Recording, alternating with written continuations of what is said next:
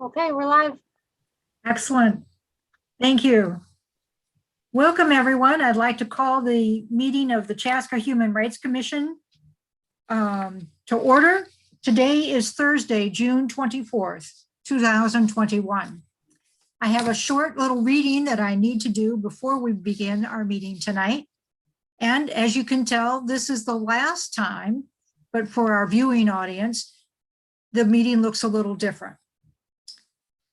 Because the City Council declared a local emergency for the COVID-19 pandemic, state statutes allow us to hold our meetings remotely.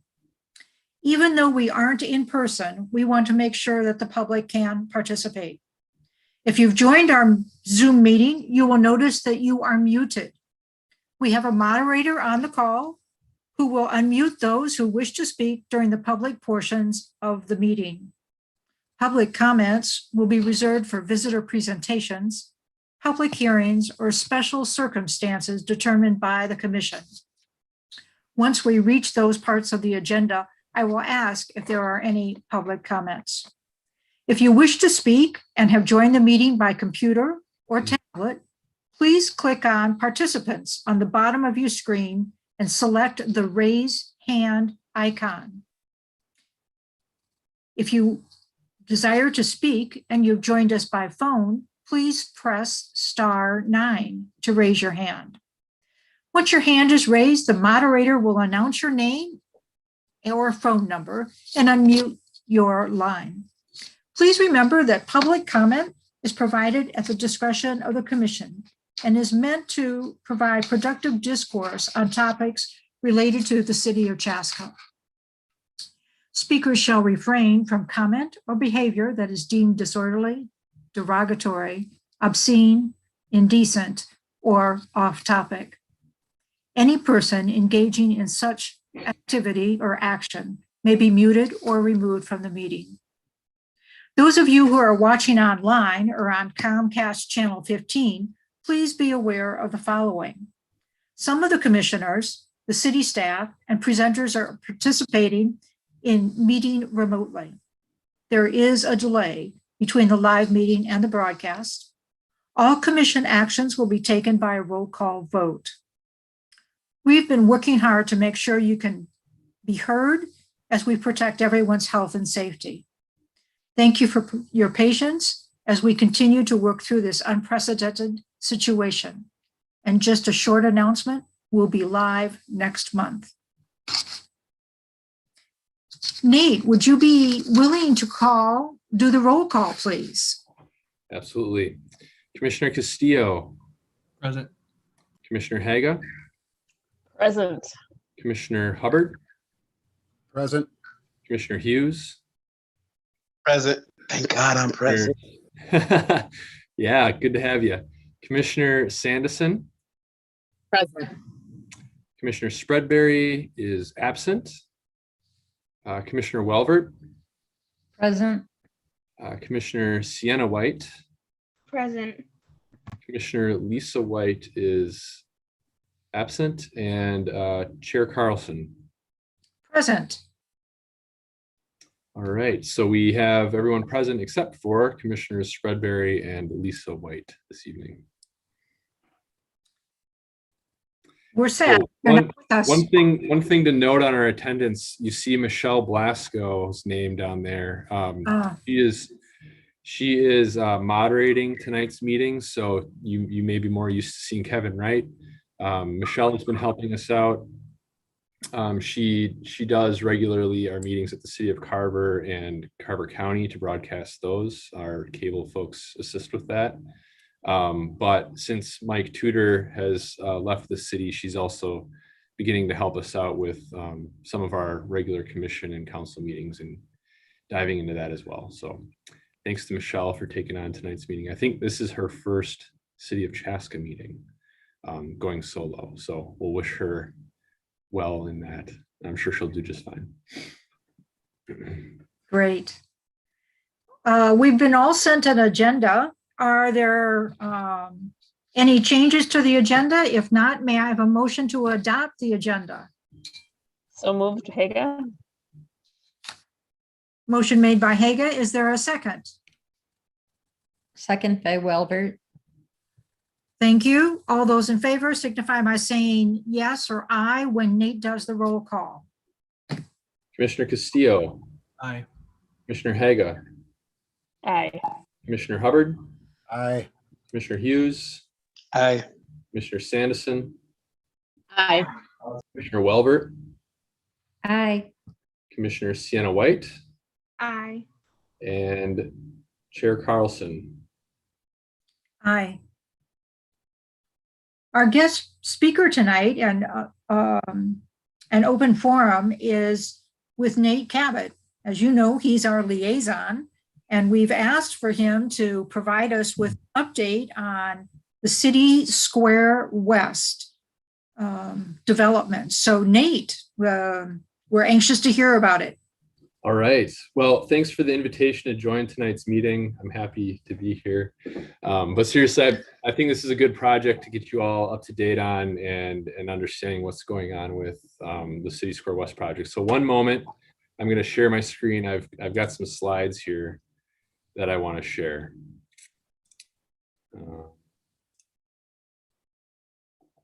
Okay, so is everyone seeing what looks like a PowerPoint slide? Okay, so I'll move on to the next one if I can successfully do that. Here we go. So the items that I'm going to show you all tonight about the City Square West project, and some of you may be at different levels of familiarity with it, and so I'll make sure that we're all understanding what it is as we get through this. But I want to talk to you about the downtown master plan that exists and the city actively pursues. In part, part of that identified this project that we call City Square West. I'll talk to you about the task force that worked on this project and understanding how they develop project goals and the concept that is being pursued. And then, some of the process that's been done to date, and then, how we're moving forward and with, some of the acquisitions and things like that will be down the road should we be able to actually implement this project. So for those of you who are familiar or maybe less familiar with the City Square West project, just to get you understanding that, this is the block that is downtown, just directly west of City Square Park, directly south of where City Hall is located. So currently on it is the post office, Old National Bank, and then there's also a commercial strip center that occupies the block with multiple different tenants in it. This is a block that the city has identified, and I'll get into this really shortly, through its downtown master plan as what we call a catalyst site, and I'll explain that. But what that means is that it's been identified as a location that could benefit through redevelopment. And so I will get into the details of all of that. Is there any questions on that block, or want to make sure you understand the location I'm talking about there? Okay. So the Chaska Downtown Master Plan was done in 2012. And there was a process that led up to that, but 2012 is when the city council adopted it and approved it. And there were a number of goals that were identified through that process. It has to do with recruiting retail, catalyst developments, leisure-oriented stores and restaurants, creating more concentrated and connected downtown commercial district, pursuing redevelopment of catalyst sites. So that includes Fireman's Park and City Square West are two of those locations. Encouraging new industry and employment development on the downtown fringe sites. The idea behind that is having an active daytime population.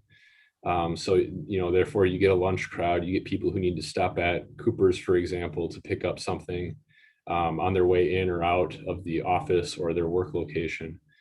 And so that's the thought there. Support retention of existing businesses and institutions. And by institutions, we talk about, some of the senior supportive housing that you find downtown. There's Carver County's offices downtown. We've got a number of religious entities that are located downtown. and the schools that are associated with them. So all those are reasons that people need to come and do business and be active and engaged in our downtown location. And preserve and rehabilitate historic buildings to contribute to the downtown commercial environment. So those are the key goals that came out of that master plan. Moving ahead, this is a map that you would find in that master plan. And the reason I'm showing this to you is to understand some of those catalyst sites. And those catalyst redevelopment sites are indicated by this sort of purple color. And you'll see that, there's three in particular that we've been moving forward on very intentionally. And two of them have been completed. So you've got down here, there's an apartment complex today where it was once, some pretty small single family homes that were along the river that were kind of ending their lifespan and hadn't really been maintained.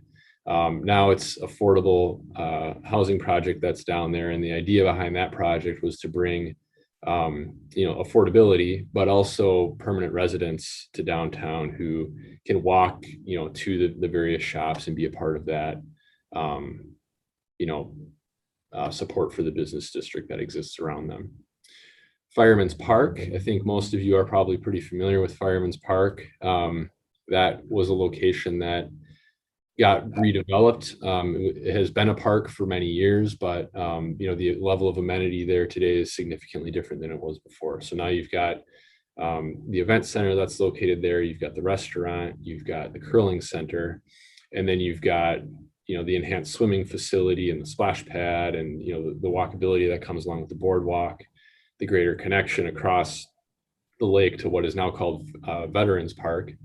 And the enhancements that have occurred there. All of that is intentional outcomes of this downtown master plan, with the intention of, it is a great park facility. And I think it's something as, all fellow residents that we benefit from. But really the intention behind that facility, particularly the event center, Crooked Pint, and the curling center, was to create something that would be a draw to downtown for visitors to come here from outside of Chaska. And I think now, you can look at that site, and I think it's a pretty solid conclusion to think that objective was served there. We've got international level events that happen at the curling center at this point. So it is bringing people to downtown. The other location on here would be City Square West. And so that is, of the catalyst sites, one of the last remaining sites that we're really focusing on trying to redevelop at this point. And so when we say catalyst site, as has been demonstrated by the other two, what we're really talking about is doing redevelopment in a way that has a spillover effect to the neighboring properties and locations that raises that desirability as well to be there. And so it helps to push up the type of businesses that can sustain themselves long term by locating downtown Chaska, because you've created sort of these attractions that then have a spillover benefit to the businesses that are operating nearby. I think one example of that has come to realization now would be the redevelopment across the street from Fireman's Park that now hosts Dunkin' Donuts, Fitness First, the AT&T store, and there's another shop there as well. But it did redevelop, and as a part of being the proximate to Fireman's Park was one of the factors that caused a desire for that to occur. So any questions about the downtown master plan and kind of what this means and how it identifies City Square West? Okay. I don't have a question, but I just Yeah. have a comment I thought of when you were talking about like the curling center in Fireman's Park.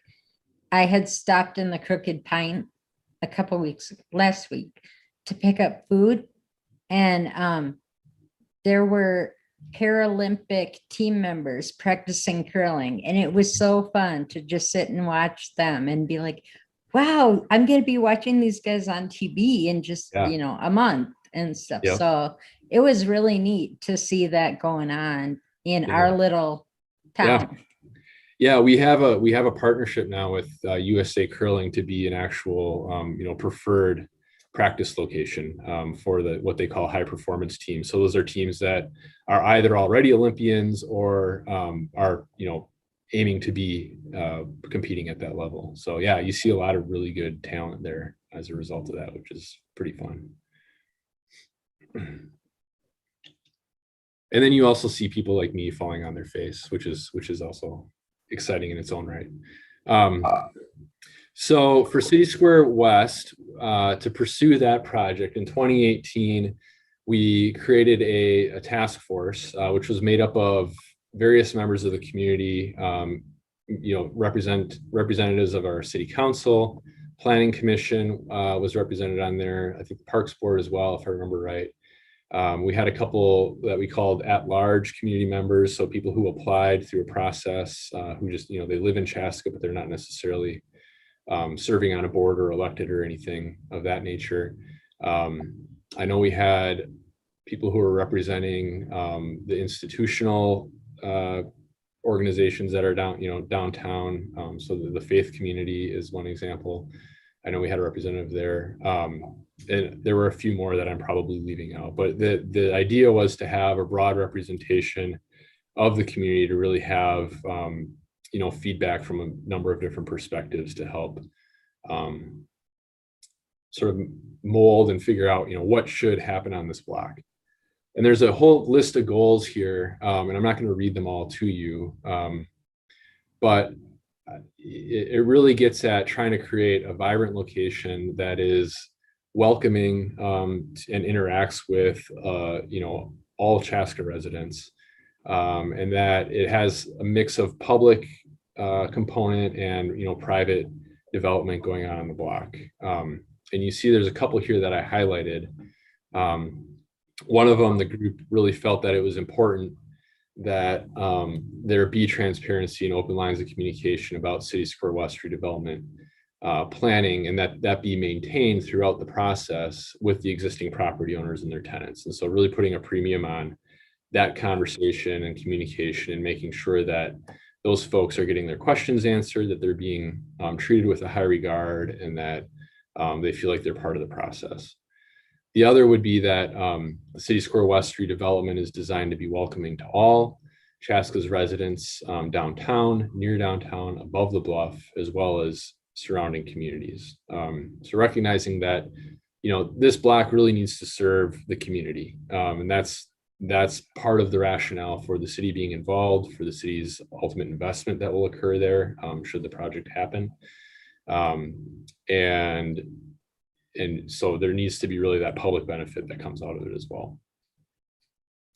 Of note too, and it was also very clear that the group thought that there needs to be a library solution that comes out of this, whether it be located on that block specifically, which has been considered, or somewhere else, which is kind of what, not kind of, that is what the task force recommended to happen. And I'll show you that as well.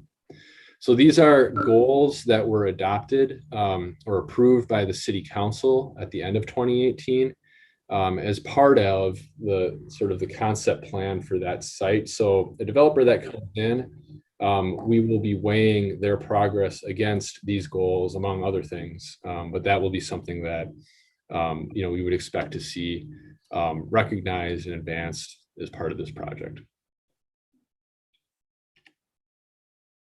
Okay, so out of that process was a concept plan that got developed. Now, this is, at a concept level, the intention here is to say, okay, here's how we feel the block could reasonably be developed. What would be a good direction for it to go? I can tell you it's likely that it doesn't end up being exactly this, but I think at the end of the day, if when it does occur, we could go back to the concept plan and go, oh yeah, I see how these things play together. There's a resemblance here, right, of the concept into what actually ended up getting built. So just to walk you through the site, What's contemplated here would be 4 different buildings. And I'll start up at the north. I don't know. Can you see my mouse waving around? Okay. So at the northeast corner of the block, and just to orient you, I guess there's City Hall here. This is the Chaska History Center right here. City Square Park over here. This is neighborhood over to the west. And so on that northeast corner, the thought is that there would be a commercial facility there. The desire has been that we want to have some sort of restaurant or restaurants that would locate in here to provide that amenity to people. But there's probably room for other commercial activity to occur too. So whether it be, an office user or some sort of a retail or something like that, the market is going to speak to that. But we do want to create spaces that are attractive to a restaurant type user, because that is one thing that the community has said that they'd like to see more of in our downtown area. So with that, we thought about, well, maybe there could be rooftop dining as an amenity to that building. And we've also talked about maybe these buildings have residential on top of the commercial as well, like you see in a lot of downtown locations. Having this outdoor dining surrounding the building as well. This building is also thought to be having some commercial aspect to it. So most of, the first floor really being a commercial opportunity there, having it front 41. And maybe there's opportunity to have residential on top of that as well. These 2 buildings in the back, as they wrap the back or westerly portion of the site, are thought to be multifamily residential. In addition to that, the desire is to have this be have an affordability component to it. So mixed income facilities of residential apartment buildings. We are one group that we're talking to and was part of this process, and we continue to have conversations with, is called Art Space. So I don't know if you're familiar with them. They've got a number of projects in the metro area and also nationally. But what Art Space does is they create affordable artist loft type units. So facilities that are appealing to artists because they've been designed with maybe a little more ceiling height, a little more space for that sort of work live type opportunity. And really gearing towards the artist community. Component of what they do with their projects is they'll usually have, public gallery space and, areas to do learning opportunities. And it kind of depends on the community, but I know there's one that they have in Minneapolis. I believe it's off of Nicolette, that has fire arts as part of what they do. So glass blowing and metals and things like that. I don't know whether that ends up being something in Chaska, but you can imagine things like, pottery or, learning how to paint or, those sorts of spaces where it gives the artists an opportunity to earn some income by doing classes if they desire to do that. And it also gives the community an opportunity to interact with the artist community a little bit more. One thing we've thought about in that as well is continuing to develop our partnership with the Carver County Arts Consortium. They're currently located out of our community center, but maybe there's a future for them on this block. Maybe it's both locations. Those are discussions that I think this opens up. And so that's the thought with the residential. The center of the block, as you've probably noticed, is pretty wide open. And so what our intention there is to have this be a public plaza type space. And that this space be designed so that it could be used for things like the farmers market. We've talked about doing some sort of a winter market type opportunity, and you'll see some of that in the renderings that I'll show you what that could possibly look like. But also thinking about it, I think even bigger than that, to consider it an outdoor community center type space. So actively programming it on a regular basis with our Parks and Rec team. And also engaging with other community organizations who may want to do programming, like the Downtown Business Alliance, like I mentioned, the Arts Consortium before, and doing a variety of different things with the space. Maybe there's concerts, maybe there's Zumba in the square. I don't know. You name it. I think that it would be something that would be open to considering and trying to figure out. So that's the intention behind what this plaza would do. Any questions so far? I have a question about that, Nate. Can you talk about what the plans are for the businesses that are on that block right now? Like Yeah. particularly the laundromat or some of Yep. those businesses in the mall? Yep, that's a slide in my deck. So Oh, good. I will Okay, I'll wait. Yeah. I have a question, Nate. Mm-hmm.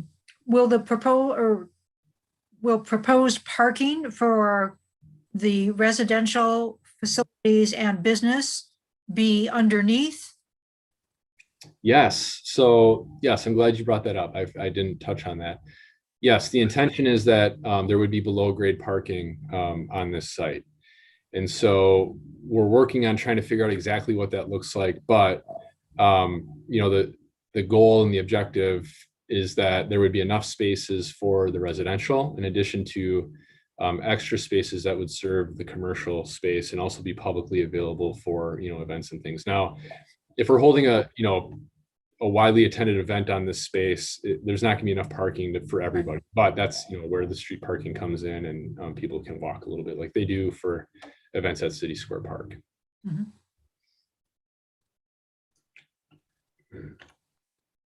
So here's some renderings of just conceptually what the buildings could look like and what the space could potentially be when it's built out. Again, I think as we go through the process and the architects get their hands on it and things, it's going to be a little bit different. But the idea is that the site should fit within what exists in Chaska and speak to the history of Chaska. So you think about the Chaska brick, the brickyards that we had at the clay hole at what is now Fireman's Park, and the brick that came out of that is the material for many of our historic buildings downtown. We want to have that fit within this, not pretending to be an old structure, but being a structure that fits within the established historical nature of our downtown that we have. So that's kind of what you see, being spoken to here with the design that's being displayed. You'll see these renderings are trying to speak to the winter time, and our thought was we wanted to challenge ourselves through the design and this process to think about the winter more than summer, because it's easy to program in winter. We're good at that. We don't really have a whole lot of concern about our ability to achieve that. But the winter time can be a lot more challenging to do that. And so we wanted to put that as part of the process so that we were actively thinking about how could the space be used in an interesting, attractive way in the wintertime. And so that's what drove, the idea that there should be lights, that adds to the situation. And, maybe there is some sort of a interesting Chaska type sculpture or something like that would be sort of a photo opportunity. And, whether it ends up being that or something different, but just the idea that there should be, lights to interact with, photo opportunities that are kind of centering and anchoring the block, spaces that people have multiple things to engage with as they're walking throughout the space, is just going to make it a place that people are more interested in returning to. Here you see an aerial of the block, or I'm sorry, the plaza space. So you see these sort of temporary shed-like structures is something that we're thinking could potentially be put here to support a winter market type thing. And so maybe there's different artists that are, selling, crafts and things like that, or maybe we're able to do a winter farmers market, which is something that other communities have started to do more and more. You see the, addition of fire to the area. There's an enclosed space up in this area that maybe would be around year round that could be rented out for events and activities by private parties. You also see some thoughts about, how do we maybe bring activities like curling that's going on over at Fireman's Park into this space, and maybe that helps to make it more approachable for folks who, haven't, I guess maybe gotten the courage, right, to actually go out on the ice and interact with that space and learn more about curling. If we can bring it to a different environment in a more open area, and maybe it's not ice, maybe it's on rollers or something like that, because we do have some of those demonstration type things that we've used before. Maybe that's an opportunity to expose a broader group of people to the sport of curling and maybe get them into the curling center at a later time as well. So it's just a thought, but trying to think of different ways to interact and engage with people as they're in the space is really the broader point. And just to touch on the library, I don't know how many of you have followed this project closely over time, but there was a point in time where the thought was the library would go on the City Square West block. And as the task force went through the project, they thought, you know, there's just so much that can be done on this block that taking it up with a tax exempt library hurts the financing with the project, and maybe it, you know, the library is a destination. It doesn't necessarily have to be at the most central point in downtown. People will go to the library where we locate it, as long as it's still convenient, but it doesn't necessarily have to be that center point. And so that's where this location came up. And to orient you, this is City Hall right here. The Carver County License Center is currently located here. The City Square West block would be a little bit off the picture, but in this vicinity over here. So kind of, you know, kitty corner to the City Square West block, across the street from where the library is currently located, which is right here, is where the group targeted as a good location. This is after reviewing, well, I want to say at least a half dozen, maybe more, different location options to land on this space. So we are actively pursuing this location for the new library as well. The City Council recently approved, and the city just closed this Monday on purchasing 401 Pine Street location, which is the house that's on this corner. So now the city owns that lot, and the county owns the rest of this half block. So the site is essentially, you know, under control at this point. It's a matter of, you know, going through the process to design the library and go through the work of making sure that we can fund the build of it. But that's where that is at today.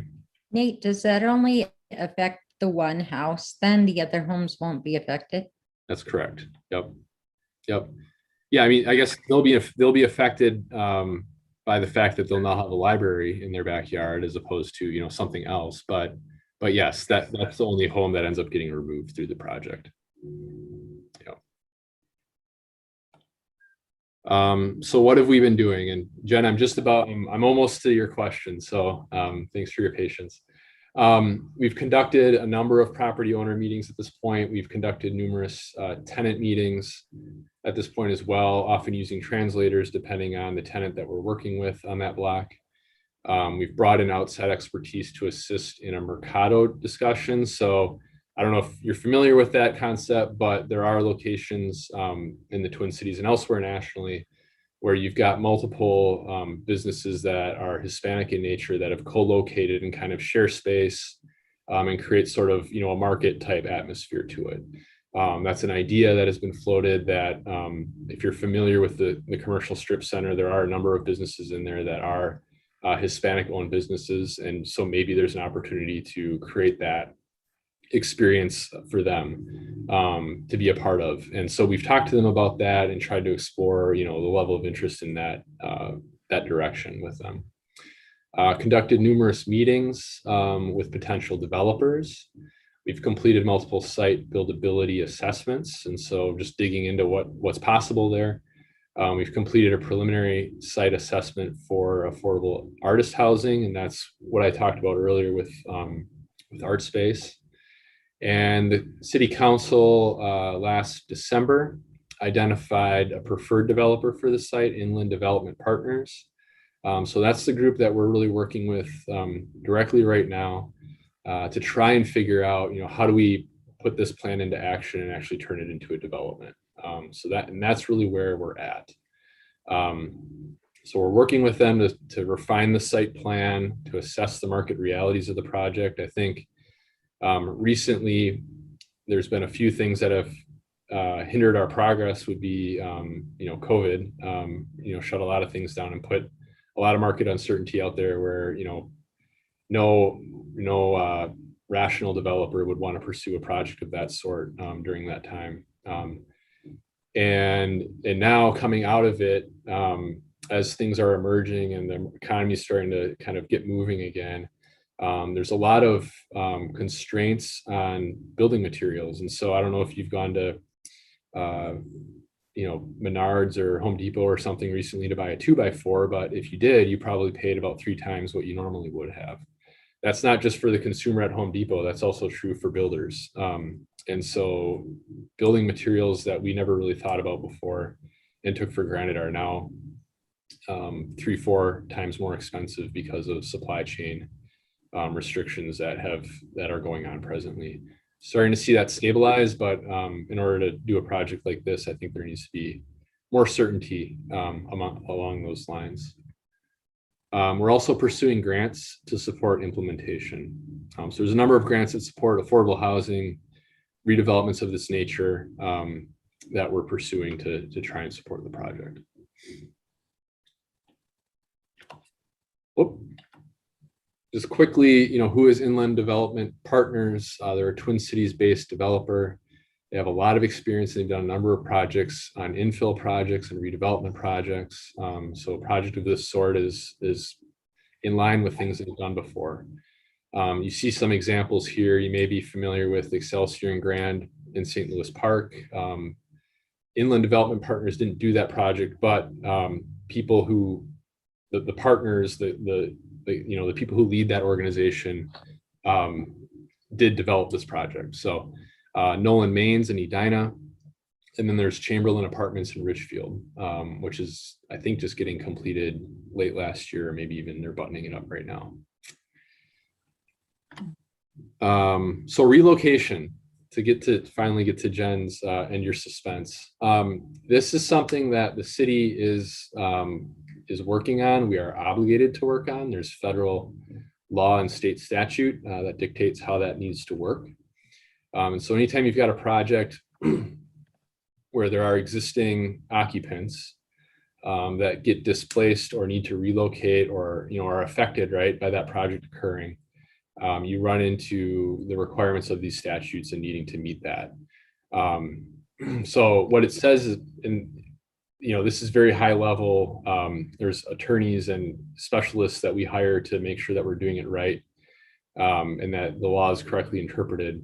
But big picture, just so you can understand what needs to happen there, the existing property owners and tenants are entitled to relocation assistance. And so what that is there's an assessment that occurs to understand the equipment that's in the business, the rent that they pay, and things like that, to say, okay, what would be the amount of money that these people, or this business owner would need to receive in order to take what they have, pick it up and put it into another location so they can continue their business. And so once that amount is determined, that's essentially what they're entitled to, and that's what the city, as being a part of this, would need to make available and pay to them. The business owner then can make their own decisions. Do they want to continue doing business in a different location? If so, what is the best location for them? It could be in Chaska, it could be somewhere else. That's their decision to make. Do they want to be part of a Mercado, for example? That's their decision to make. We can help facilitate that, and we can help provide resources to think through some of those options. But at the end of the day, it's the business owner's business, and they need to, be in charge of the direction that they go with that. From the city's perspective, we would love to see as many of them, all of them, remain in Chaska. But I think that's what the process needs to play out to be determined, and really letting the business owners determine how that looks. Do they come back to the block? That's a frequent question that I get. I think that's an opportunity. There's going to be commercial space available. The challenge with that often is they need to have an interim solution. So, it's probably an 18-month build for this to happen. And so, what works for them if they intend to come back? They would need to either find a temporary location, just go on hiatus. But often accommodating 2 moves or a hiatus is pretty challenging for any business to get through. So often that's not the direction that it ends up going. But I think if someone wanted to do that and they found it feasible, that would definitely be something that we would love to see too. So that's relocation. I don't know if there's any other questions or things that you want me to touch on with that topic. Well, just to follow up about that, with the strip mall or with the new buildings going in, would they be conducive to things like a small grocery store or a laundromat? Because those are two, just kind of essential things for so many people in that neighborhood. Mhm. I mean, a restaurant, it would be a burden to move and everything, but when their customers know where they are, they'll probably go there. Mhm. But groceries and laundry are both really important. So would those fit into that kind of a new building? I think it's possible. Whether those businesses end up coming back, I think is another question. The laundromat is the only facility or business in that location that is also owned by the owner of that building. So, they're pretty savvy business people. I can say that from having multiple discussions with them. I guess, they'll need to determine whether having a laundromat there, or whether they're interested in that. Grocery store, I think it's possible. I think it's going to be a question to them about how they think that could work again. But again, I think I've had discussions with the grocery store owner, and he has had some other ideas of other locations that he actually feels would be better for him. So I think his desire is to continue to be in the community. I just was thinking of those concerns because I know so many people walk there and it's such a convenient location that would be tough if you had to go to the other laundromat down across town. Mm-hmm. But thank you. Mm-hmm. Any other questions or thoughts on this project? I think I just saw Eder with his hand up. Maybe what I'm going to do, if it's okay, I'll just stop sharing my screen, if I can figure that out. I close that out. There you go. All right. I saw Eder, you had your hand up. Yep, thanks. Yeah. I guess I'm wondering how the tenants of that strip are reacting to this in your conversations. Are they looking forward to the move? Are they disappointed? Are they angry? Are they happy? What feedback are you getting from the tenants of that strip? I think it's been, I wouldn't put happy on it. I think for them, they enjoy doing business where they're at, and it's worked well for them. I think an interesting thing about that commercial center is that if you look through a couple of rounds of economically challenging times, so thinking back to like 08, 09, and most recently last year, that location has stayed, completely full. And there really hasn't been a lot of tenant turnover. And so, clearly they've got a pretty loyal customer base that have supported them through, some challenging economic cycles multiple times. So, I think working with them, and I hate to speak for them, my perception has been that, we've had good conversations and good dialogues. I think it's been challenging in that it creates uncertainty, right? So, for us, it's hard to say with any level of certainty as to when is this going to happen. And for them, it puts them in a position of not knowing when it's going to happen, right? So it's hard to plan what should my future look like. And, trying to put myself in their shoes, I think that there's at least an element of, well, if I knew this was happening, this November, just to pull a month out of the air, and I could go ahead and start looking for vacant spaces that are in downtown and have some certainty, I could make those plans, and I'd feel differently about, what this means to me. I would know what this means to me. But, I don't have that date there. So I don't know how to plan for this thing. And so I think that makes it challenging. And And I hate that. I would love to give them some certainty, but from the city's perspective, we're not in a position to go start buying that property, which is really what triggers that relocation assistance, until we've got enough certainty that it's a wise risk for the city as a public entity to take. And we're not there yet. And unfortunately, we've had some pretty unpredictable things happen here that have pushed the timeline way further than what we would have anticipated at this point. So I think it's challenging for everyone, unfortunately. It's not, the desire whatsoever. But. I have one more strip mall question. Okay, I understand that, like, if an individual or household has to relocate for part of this development, then the relocation assistance helps them find something that's similar to the situation they're living in already. Is that the same type of assistance that goes to the businesses? Or do you just pay them and say, good luck, you're on your own?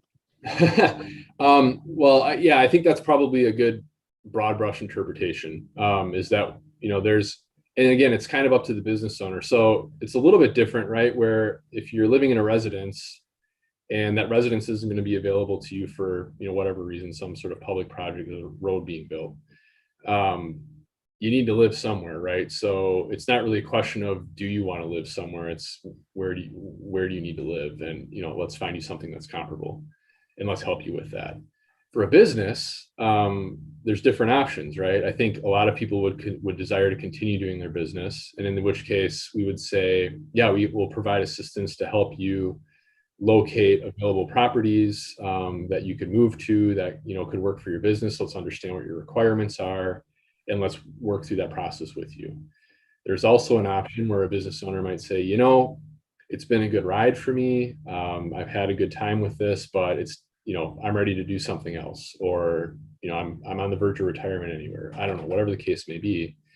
In which case maybe they say, well, I don't really need that help finding a different location. I'm going to take that money and it's going to be my, seed money for whatever's next for me. And that's the direction that they decide to go. So there's different ways that can play out. Depends on the direction that the business owner wants to take. Dante, I see you've got a hand up. Yes, I do. So I know we discussed like relocation, but has there been any talks about like integrating some of the businesses within the new plan? Yeah, and I sort of touched on that a little bit earlier. I think there will be commercial space available as a result of, the outcome of the project. But again, the challenge there is time. Time is valuable to any business. And so from the time that this project starts to the time that, it's ready for a business owner to occupy that commercial space that gets created, it's probably, based on what a typical build is, something like 18 months. And so to reincorporate them back into the block, I think it's an option. But the challenge there that would need to be figured out is, what do you do during that 18 months of build? And, how do you, there's only one relocation that the city is assisting with, right? And so if it's a temporary space and their intention is to come back, we will help them move that temporary space. But that money probably gets used up on that move. And so how do they move back is the challenge, right? And maybe they can figure that out. Maybe they got the money to pull that off, and that would be fantastic. And we would help them, facilitate that. But for a lot of businesses, and this is just talking with, our advisor team who does this on a regular basis, more often than not, that's just not, it just doesn't work that way because it's too challenging. Yeah, I remember you saying that through several times that space has held strong throughout different circumstances or challenges. Me personally, I would think that it would be beneficial because they have already proven that they could withstand such circumstances or hardships, that it would be better for the city as a whole. Yep. And then for the residents that's used to going there and, can be in walking distance. But yeah, I don't know like how it looks on your end. I'm just looking at it from my side. Yeah, and well, ultimately, I would suggest that it's really about how it looks from the business owner's end. And so, that's kind of where that decision lies. Yeah, and we don't even know how many other business owners are actually looking at different places like the one business owner is. Right. Thanks. Yep. Hannah. Yeah, I just wanted to acknowledge that the strip mall is, heavily, the stores and the strip mall, the businesses in there are heavily run by and I think frequented by people in our Latinx community in Chaska. And so, it seems that they're going to be more directly impacted by that change and by the move. And not only the business owners, but the people that have been going there. And I'm wondering if that's something that I don't even know if legally we can, but we've thought about as far as like repopulating those businesses in that area, just making sure that businesses that are catering to those communities and that are going to be frequented by those communities are given, an opportunity to be there, whether or not it's the one that was there previously. Yeah, I think it's a good concept. It's a good goal. There's not, at the end of the day, I think we can try and appeal, it's going to be a privately owned facility, right? The city is not going to be ultimately the ones that own and operate that commercial space. I think we can work with the developer to encourage them, to think about how they're advertising the spaces and, maybe we can help them try and connect with the Hispanic community in that way and see if we can do some recruiting of businesses. But there's a lot of other factors that end up going into how that private entity is going to decide how to enter into the leases. So yeah, it's a challenging situation, and I don't disagree with anything that the group is saying here. I recognize it as well. I frequent those businesses myself, so I'm very familiar with the customer bases and things that are interacting there. So I think they're good points. Nate, Sarah? I have a question with regards to the Old National Bank. Yeah. Since it is now in the process of being acquired by another banking institution, has that placed any urgency on moving more quickly on this plan? With Old National Bank planning on closing that facility? I don't know whether Old National Bank is planning on closing that facility. I know they are evaluating future plans for the facility, but the timing on what they're going to do with it, I don't know. Oh. I think that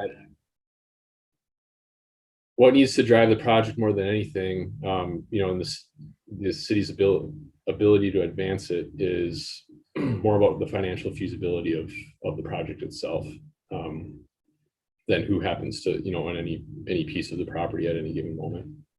Okay. Eder. I have a question about how the property is being acquired. So it's my understanding, just from what you said, that the property would be acquired through eminent domain and then sold to a developer that has bid on the project or that you've seen can develop your vision. Is that what's happening here? No, state statute doesn't allow an eminent domain process for economic development purposes. So it wouldn't be that. It would be a negotiated purchase. And so whether it ends up being, there's multiple ways that can kind of play out, whether it ends up being the city, negotiating that purchase and then, selling it to the developer and retain, the city would retain the plaza space and the ownership of that, when the project's all said and done. with the rest of it ending up being in a private ownership.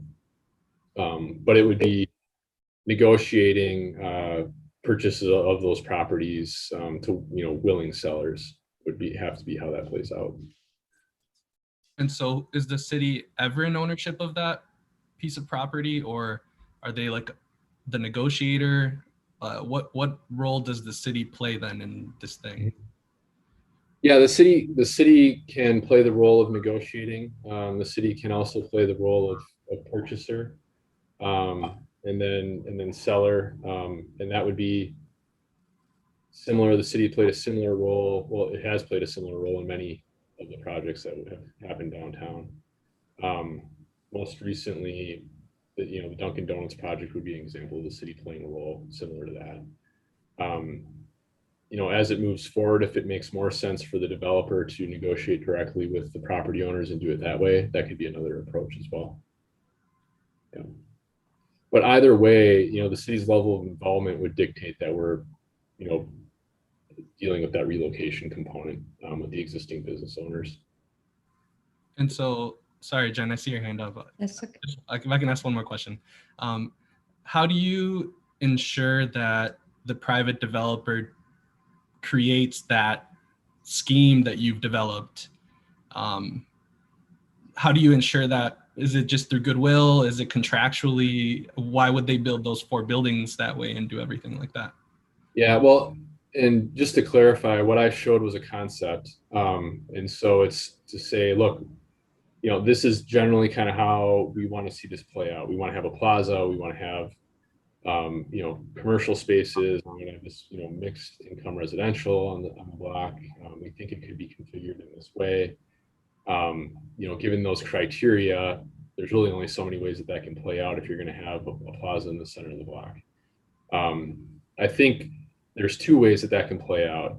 If the city is the purchaser of the property, that gives us a lot of discretion on, before we're going to sell it to you, developer, you're going to have to achieve X, Y, Z. There's also tax increment financing in this. So that gives the city a lot of discretion as well to say, look, if you're going to be eligible for the benefit of this tax increment financing, which I don't know if all of you understand that, and that could be a topic for another day, but by putting that, public financing towards the project, it gives the city to say, look, you need to achieve X, Y, Z, or we're not going to put that in there.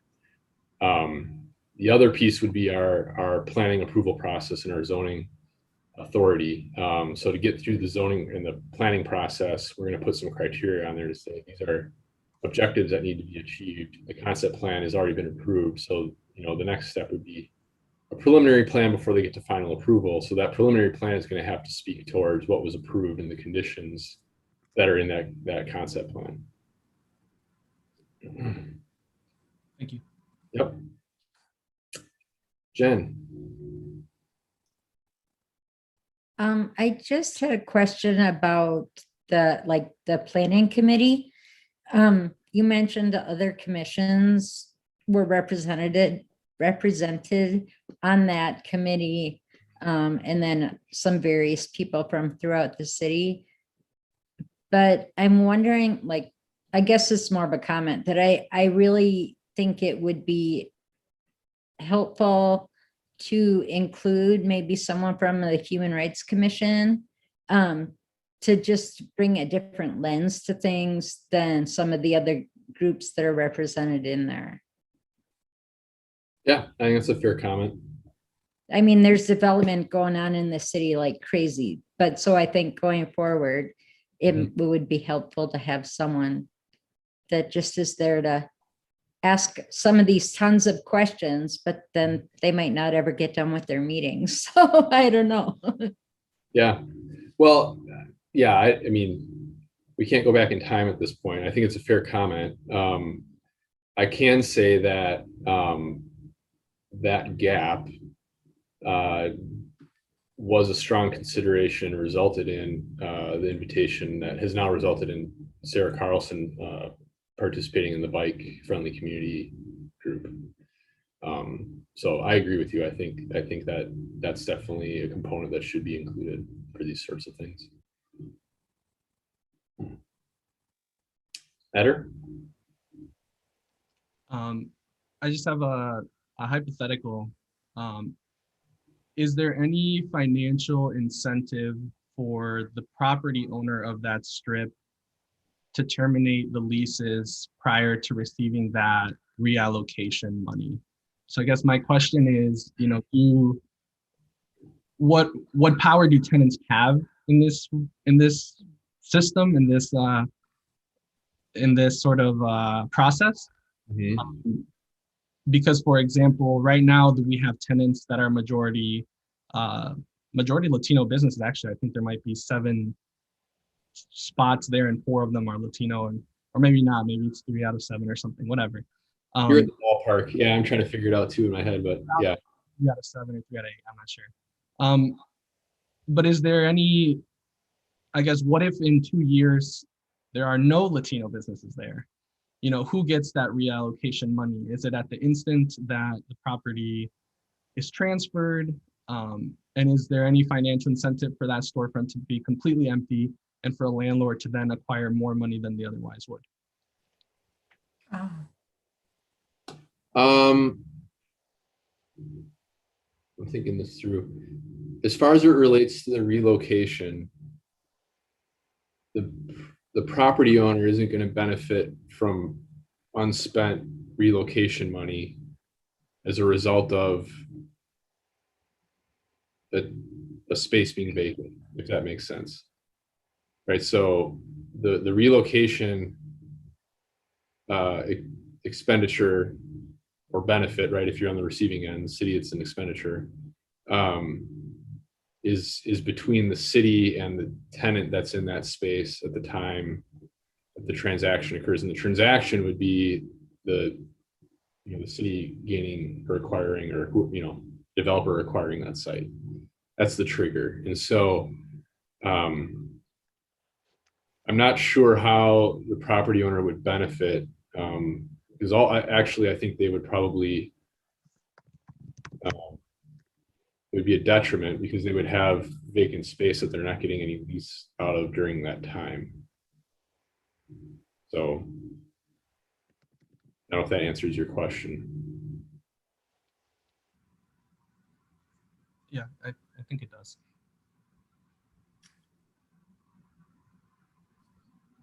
if there aren't any further questions from Nate or for Nate regarding the City Square West, I want to be sensitive to our time tonight and knowing that we have other items on the agenda.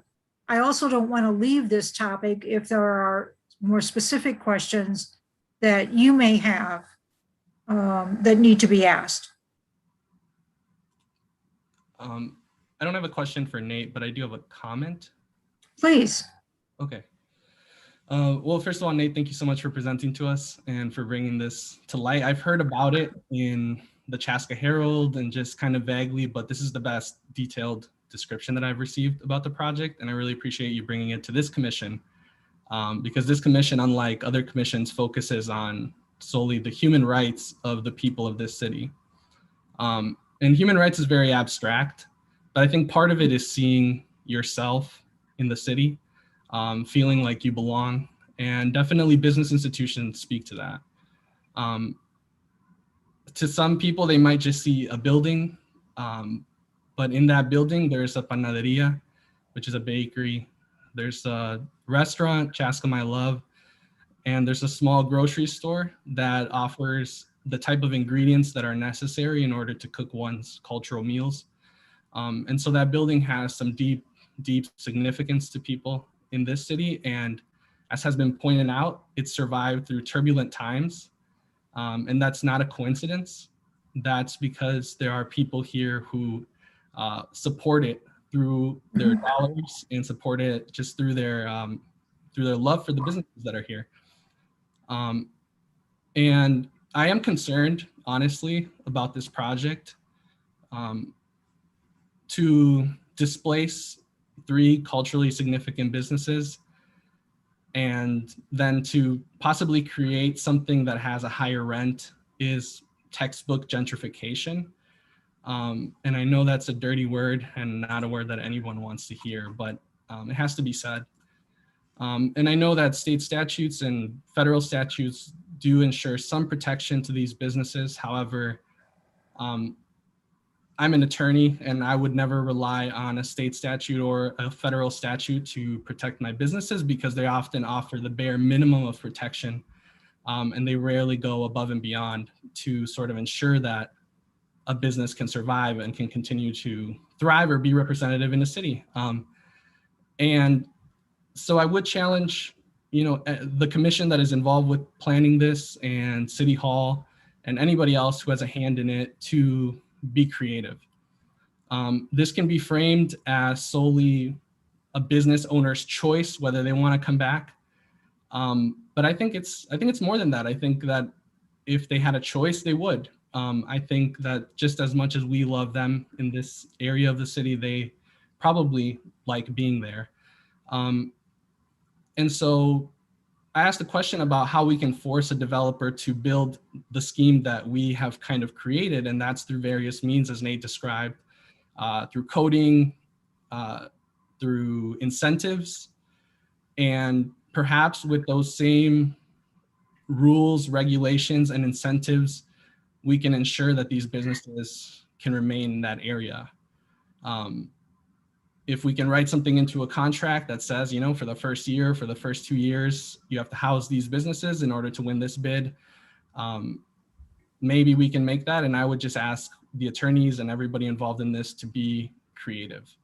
These businesses are truly a very important part of our culture and very important part of human rights, because it's a place where I know I can be seen, my family and my small Latino, Latinx community can be seen. And so I would just challenge the city to not only do the bare minimum that the law requires, but to go above and beyond to push the developer, who I'm sure is anxious to have this property, to do something to rehabilitate that cultural significance in our city. Thank you. Thanks. I appreciate everything you laid out there, Eder, so I appreciate that feedback. Thank you.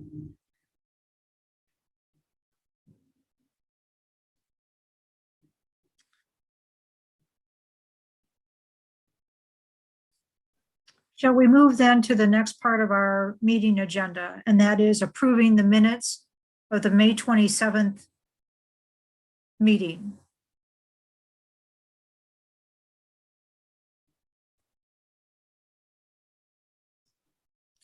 Is there a motion to approve the minutes of the May 27th meeting? Motion to approve by Welbert. Is there a second? Second. Thank you, Eder. Been a motion made and approved. If there's no further discussion, all those in favor signify by saying aye or yes when Nate does the roll call. Commissioner Castillo, Aye. Commissioner Haga, Aye. Commissioner Hubbard, Aye. Commissioner Hughes, Aye. Commissioner Sanderson, Aye. Commissioner Welver, Aye. Commissioner Sienna White, Aye. and Chair Carlson. Aye. Motion carries. Next up is our committee reports, and we've got a great event looking forward to on this Sunday, coming up Sunday. So Sarah, just sorry to interrupt, but we do have ahead of that on the agenda, the treasurer's report. oh my gosh, I've skipped over a very important piece. Business. Nate, would you be willing to give us the treasurer's report? Absolutely. Yeah, so quickly, for the month of June, we didn't actually make any expenditures despite the event that Commissioner Carlson will just get into. We are making expenses, but those you can expect will show up on the July meeting. The Human Rights Commission did in its May meeting allocate an up to amount of $500 to support the Chaska Pride picnic. So I'll be able to come back in July and give you that final number there. So right now we have a balance of $1,883. If we were to subtract that 500, which we'll see exactly where it lands, but you've got something like $1,300 to dedicate towards programming. Great, thank you, Nate. Now we can move on to our official program committee and details of the upcoming Pride celebration. Nate prepared a staff report, but I'm wondering if there's, who would like to report on this? Okay, Nate, I guess you're going to report on it. All right, glad to do it.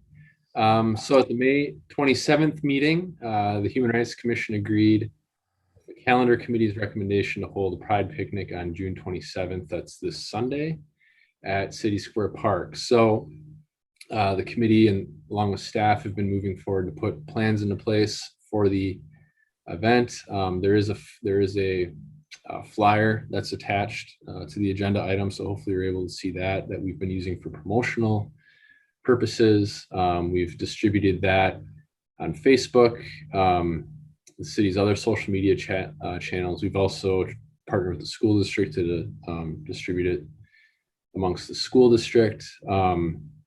As of June 18th, and I didn't think to check today, but we did have 155 people expressing interest in the event on the Facebook event.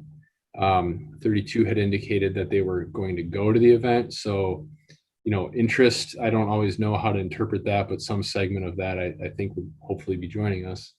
In addition, let me see, hold on, backing up.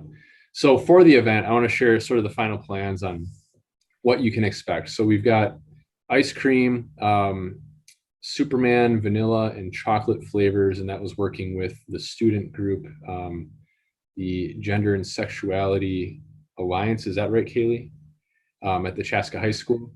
The students helped us think of those flavors, and they required, or maybe, I don't know if required, that might be too strong a word, but they did request sprinkles be available for the ice cream as well. So we'll do that. Actually, I think the Parks and Recreation staff required sprinkles. Is that what it was? Okay, Yes. that's how it's in there. Cool. That works too. Attendees will have a community art project. So there's going to be basically white fabric pendants. So you think about, you know, those triangular pendants that are on a string is essentially what that's going to be, with fabric markers and paint. And that will be something that people can decorate their own little pendant on there, with the idea being that can then be displayed following the event. So we kind of want to see, there's going to be, I think, 3 of those available with, I want to say like 30 or something like that, pendants on them. We want to see how that's received and what materializes out of that before we figure out where it's going to make the most sense to display it. We talked about maybe it hangs at the gazebo at City Square Park for a little while. Maybe it ends up being in the entry area at City Hall. Maybe it's the community center or something like that. But I think the desire would be to find a public location to display that and kind of, you know, remember the event and expose people to the event who maybe weren't able to attend. There's also decorations that Tessa Severson at the Parks and Rec Department has been actively pursuing. So she's been pursuing a rainbow theme. She's got some flags, windstocks. She's got some other items. She's really been trying to keep an eye towards items that could hopefully be used again at another event in the future. Yard games that are from the Park and Rec Department's block party wagon. So that'll be down there and opened up, and there's, you know, bean bags and all sorts of yard games. Tie-dye station, for that we are asking people to bring their own item to tie-dye, but the tie-dye stuff will be there, so you can do that. And then we've got a couple food trucks, Kona Ice and a food truck called Yummy Tummy, which has basically burgers, French fries, cheese curds, and stuff like that. So hopefully broadly appealing for folks. I just want to hear you say that again, Nate. Yummy Tummy, yeah. How do you not go to that? I don't know. And then a live DJ. So one thing a couple things I want to note. There was a volunteer registration that was shared with you all. It's also included on the staff report here. All the slots have been filled. However, if you are interested and you are not among the people who have secured a spot, just let me know. And there's ways that we can put you to work. So whether, you know, maybe we have one more at the tie-dye station, or you can always use another person scooping ice cream or something. So we'll put you to work and you can be a part of it. Or maybe someone's elbow gets tired after an hour of scooping and we need someone to take up the last hour. So that's that one. And then the other would be for the DJ. Often at events, we will have a list of things that we want the DJ to announce to the crowd or acknowledge or something like that. So Tessa asked me to ask you all if you have ideas about that. Some of the thoughts that she had would be to acknowledge the partnership and the sponsorship of the Human Rights Commission, the partnership with the Gender and Sexuality Alliance at the Chaska High School for putting this event on. I think another one she wanted to ask is if any of you would want, to maybe say something during the course of the event. And if there's anything else that comes to mind that you think would be important for the DJ to acknowledge or say. Is there a plan to talk about Pride and Pride Month and, why we're celebrating? I think we could, yeah. And I don't know if that would be something that would make sense for one of the human rights commissioners to do something like that, or if you think the DJ is the best person to deliver that message, I guess that might be something to discuss. I know Cassie's going to be there. Do we have any students from the GSA that might also be willing to speak? Like, I'm thinking the student voice is really important to have in the space. So, and I can certainly reach out to Cassie too. So, yeah, if you don't mind, Kaylee, I think that would help. Kind of with the not a lot of days between now and then. I don't know whether any of the students have really thought about that. So, yeah. I have a couple in mind. So,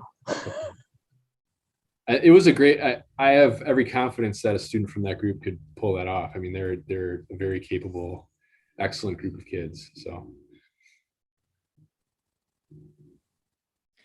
One thing that the report does not include is the time in which you would recommend the commission members who volunteered should show up.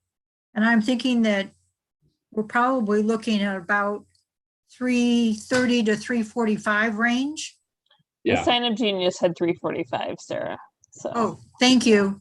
Yeah. I just signed up. Didn't look at the time. All good. Yeah, that would be just fine. And as somebody whose first job in high school was to scoop ice cream, if there are people who want to spell the ice cream scoopers, I think that's probably going to be welcome relief. I'll just throw that out there. Yeah. I have a logistics question, Nate. Do you know if the construction projects that are going on around the City Square Park are going to be done by this weekend? Oh, they're just getting started, Jen. So they will be. No, but I mean, like, they've closed off streets this week and they said that it would be done by Friday, so I could get back to work. And so, as far as the access goes, yeah. As far as I'm aware, unless if there's some sort of unforeseen, snag that occurs, it should be passable. Yeah. Okay, thanks. I'm just thinking about parking and stuff,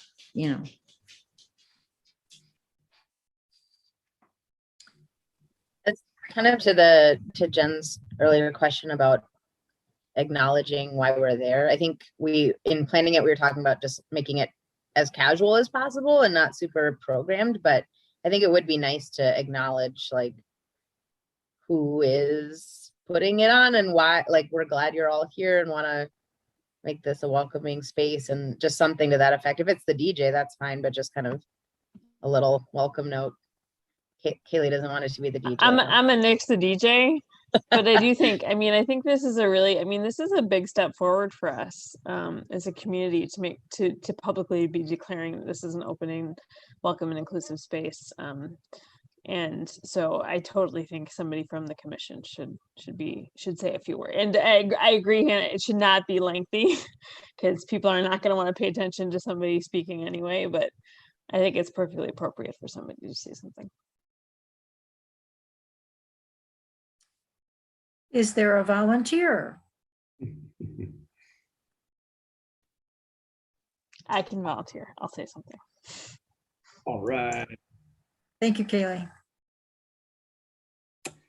And I don't know if there's further discussion. I do want you all to just let you know, I had a well in advance planned camping trip with my daughters this weekend. So I don't know that I'll quite be back in order to attend this event, but I do want to, if we do get back in time and we'll get there, I want to get everybody, my kids there and everything. So hopefully I see you there, but I don't know if it'll happen.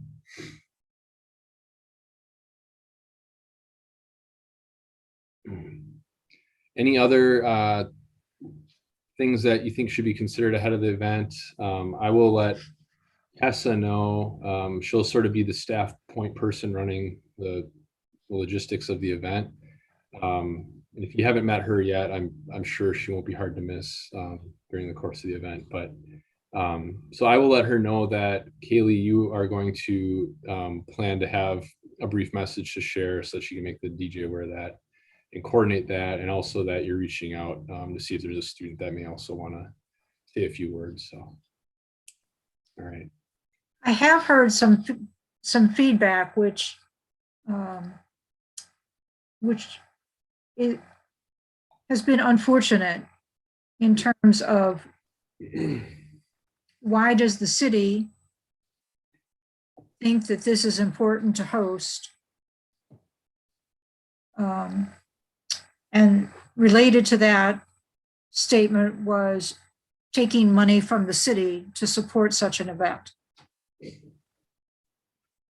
So I don't know if others have heard any negative feedback, but I think it's important that focus on our positive, welcoming community, and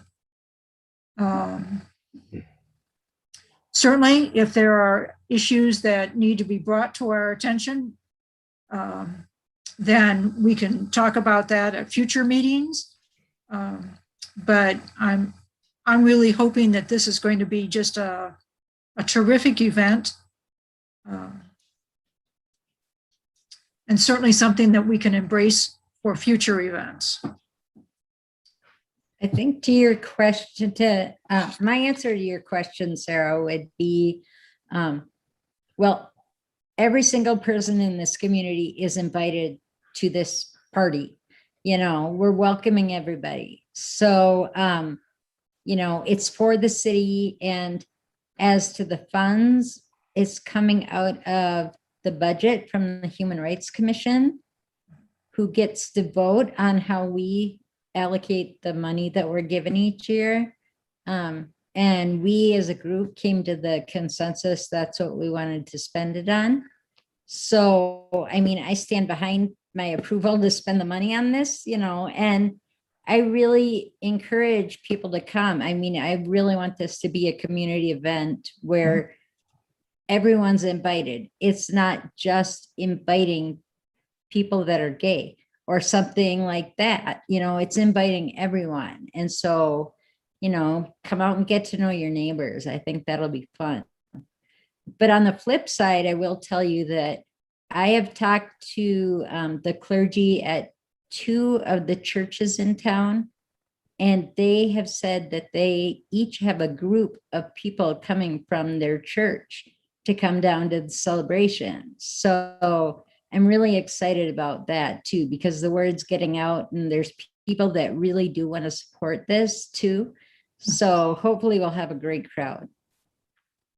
I hope so. And you can rest assured that I said all of those things and probably a little bit more. Okay, part of programming, we wanted to talk about green card voices. Before we move on, can I ask a question? Sorry, I'm a little slow on the. No, fine.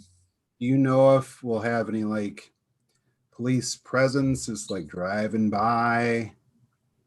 And then that's the first question. And the second question, will there be any people from the cities, such as police officers participating, or firefighters participating, or park and recs, or the water department, or electricity, or anything along those lines? Yeah, well, so park and rec will be directly involved. So you'll see those staff. I also know that there's a few city council members, and you may be aware of that as well, Martin. But that will be attending the event and helping out with the volunteering. The police department is aware that the event's going on, and just like any community event, they do make sure to have a presence, regardless of the topic, just because it's a community event. And so they'll be involved in that way. We have talked to both the fire department and the police department about the desire to have, their attendance there. I can't say one way or another how that's going to work out for them, and, in balance with everything else that they've got going on. So. Do we have a notice posted somewhere that there will be possible quorums for many different commissions and departments or whatever that? You are in the clear. Don't worry. Okay. Yep. Anna? This is my first event with the commission, so I was wondering if there's like best practices as far as if we are to get pushback or any negative comments, like response or like anything we should know in the event that we do have an interaction with someone who's not supportive of the event. I don't know if anyone else, before I chime in, if anyone else wants to provide your insight. Okay. I would say listen, and hear what their concerns are. And I mean, I think that we should discuss those concerns after the fact, but in the middle of the event, I think it's important to just say, I'd like to hear your concerns. We can do it briefly here, or we can talk later. Maybe contact, here's our email address, or, contact Parks and Rec later. But in the middle of an event is probably not the time to have a lengthy conversation. Yeah. I think that's good advice. I also, some of the things that Jen and Sarah were talking about in regards to some of the comments that Sarah has heard, I think are good bullet points to think about, or talking points. I would also say, if someone is feeling like they really, don't feel, what am I trying to say? Don't hesitate to give my name as a contact. So I'm happy to call up anybody and talk to them about the Human Rights Commission, what you do and how you function, and hear their concerns, and work with them on that outside of the event. So we can do that too. But yeah, I would echo Jen to say I wouldn't encourage anyone to feel like they need to get into a debate or necessarily answer all the questions that a person has in that moment at the park that day, if ever, depending on where that discussion's trying to go. Yeah.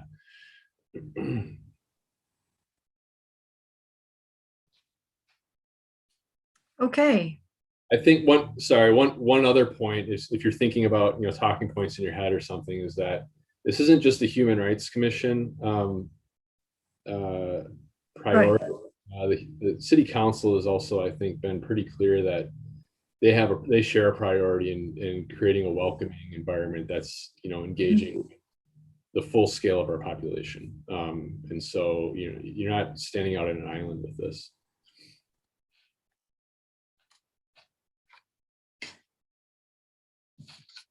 I was contacted because of the newspaper article that was in the Herald. So let's move on, shall we? Program Committee wants to talk about Green Card Voices. And so, Nate, I think that might be you again. Sure thing. So Green Card Voices is something that the Human Rights Commission had originally connected with back in 2019, I think it was, with the idea that the Human Rights Commission would host their traveling exhibit in the year 2020. And we all know what happened in 2020. So that prevented it from happening. But just to back up a little bit, Green Card Voices, so for those of you who aren't familiar with them, is a group that's based out of Minneapolis, and they're trying to grow a national footprint with the objective of connecting immigrants in their communities through multimedia storytelling. And so I've been fortunate enough to interact with their traveling exhibit in the past. And really what it is, they're sort of these, well, you think about if you've ever gone to a conference in the booths and they sort of see those vinyl, signs that get pulled up, and, they're traveling and foldable and movable. That's kind of the format of the exhibit. But what's displayed on them are photos of individuals who are immigrants, coming from, any location around the world, and sharing their story. So, it might have to do with where they came from and what their life was like there and the reason behind why they chose to come to the United States, or maybe it wasn't a choice, in some cases, and what that experience was like, and then what they're doing today, and kind of how that transition has played out for them. Broad brush, big picture, kind of that's the general idea of where those narratives go. And so they'll have the photo of the individual, and then they'll have some written component of the story. But then also, to dive in deeper, it'll have a UR code, those things you shoot with your phone or you take a picture of. I'm that technologically savvy that I can't even think of the name of that. But anyway, so you can access it through your phone, and then actually, hear a video recording of that person speaking about, their story. And it usually expands upon what you would just read on the exhibit itself. There's about 20 panels that are a part of a traveling exhibit, and there's different themes to them. There's 7 different exhibits that they currently have available. Most of them relate to locations. So the location, like they have Atlanta, Fargo, Madison, Milwaukee, Minneapolis, and St. Paul. And what that means is they're stories of immigrants who live in those areas. There's also a STEM focus to one of them. So science, technology, engineering, and math. People who are immigrants who have come to the United States and now work in those fields, would be kind of the theme behind that and their story. So those are the options. And then there's also a cost to it. The cost to host the exhibit is $1,000 for a month. Typically, hosts will display something like 3 to 6 months, but there's no minimum, and I don't think that there's necessarily a maximum either. Given our budget, I would think probably a month, maybe. But that's the cost of that. Hosts are responsible for setup and takedown of the exhibit, but that's something that we could easily coordinate, with city staff being involved as well. The minimum display time is a month, so you can't say, well, what if we just did a week or something like that? That's just not an option that they allow. The exhibits are available in August, and the reason I say that is the Carver County Arts Consortium is planning for the month of August to feature art that's done by or celebrating diverse populations in Carver County. So that could be an opportunity to sort of pair those things together. The idea being that these be displayed at the gallery space at the Chaska Community Center, and that those things could kind of coincide. And to be clear too, the Arts Consortium isn't adverse to that idea. They're willing to share that gallery space for the month, since the topics align so well. In addition to the traveling exhibit, there are also other programming options that can be pursued. And it's not, this is all up to the host as to what they want to do. But a couple things that they do are storyteller panels. So that might involve 3 or more of the storytellers from the exhibit. And so, bringing them to the community center, and maybe we have an evening at the, using the community theater space and to engage with the storytellers. So they, might talk about their experience and interact with the crowd and take questions, and then have some discussions and dialogues and things like that. The speaking fee ranges from $300 to $500 per storyteller. And that's to compensate for their time and also for the cost of travel to get from wherever they live to, our location. There's also a story stitch circle. And that involves, it's basically a card game. And I've never played it myself, so I can't really speak from experience, but my understanding is that the game is basically used to facilitate bringing out people's stories who are participating in the game. So helping to share, you know, my background and, you know, where I come from versus the person sitting across from me, you know, on the table, and everyone involved, just kind of getting to know each other better, and really focusing on, you know, your background and kind of, you know, where your roots are, right? And finding commonality amongst each other, getting to understand those things as, you know, through a dialogue. There's also a cost to that. So Green Card Voices can facilitate that. And that would be $1,500 for 2 in-person circles.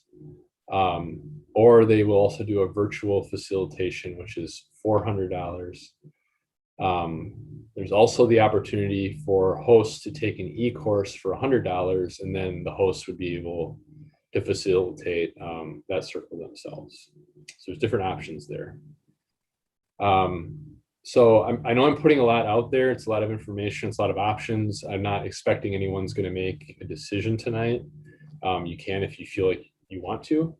But I think what staff is looking for is the Human Rights Commission interested? Should we proceed with something on this in our conversations with them?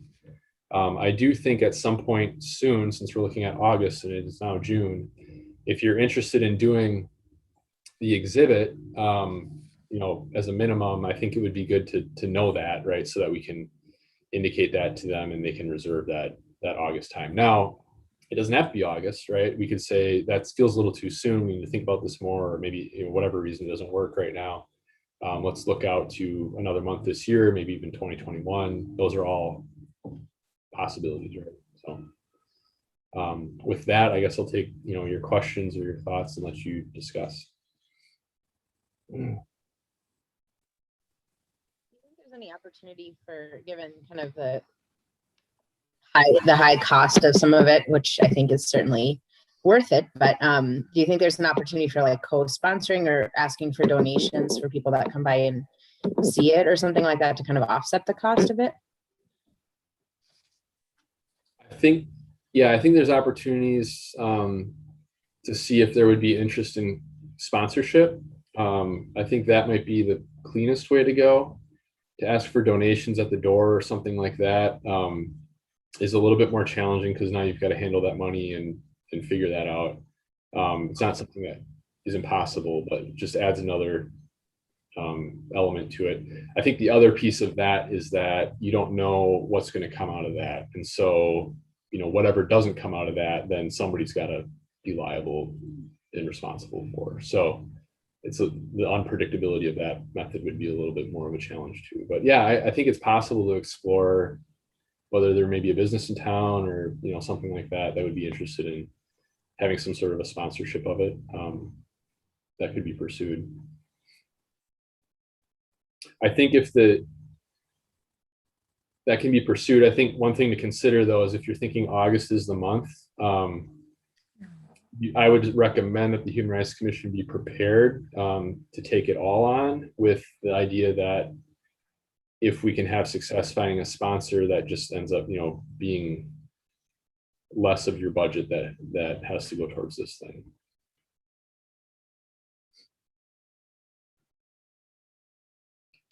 Jen, I see. Yeah, I just was gonna say that, I mean, I love the idea of having like the activity that goes along with it, you know, sometime during the month of the interactive display. That worked so well when we did the Holocaust exhibit and then had a speaker, and it was just really kind of a highlight of having that in town for me.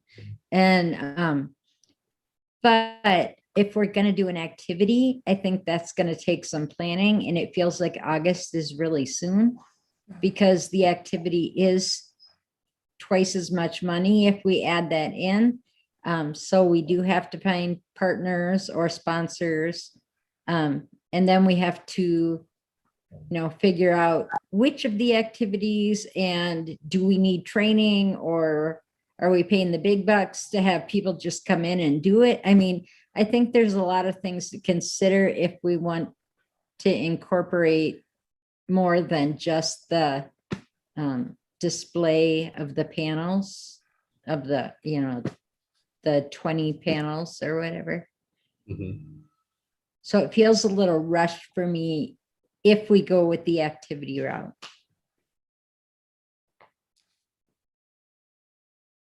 I agree. I think that looking at August is too soon.